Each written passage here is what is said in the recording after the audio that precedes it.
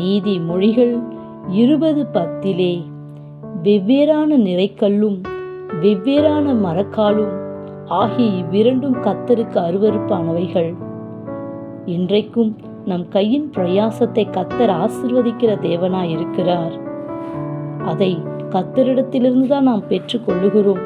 ஆனால் அந்த கையின் பிரயாசம் நமக்குள் எப்படி வருகிறது என்பதை கர்த்தர் கவனித்து அறிகிற தேவனாய் இருக்கிறார். அவர் கவனித்து பார்க்கிறார்.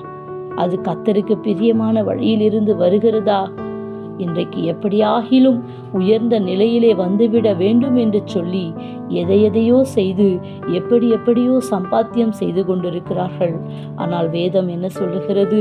வெவ்வேறான நிறைக்கல்லும் வெவ்வேறான மரக்காலும் நம்மிடத்திலே காணப்படக்கூடாது. ஏமாற்றுகிற எண்ணத்தோடு தேவ பிள்ளைகள் வியாபாரம் செய்யக்கூடாது. கள்ள தராசை கர்த்தர் அருவருக்கிறார். ஆனால் சுமுத்திரையான நிறைக்கல்லிலேயோ அவர் பிரியமாயிருக்கிறார். Have a nice day. God bless you.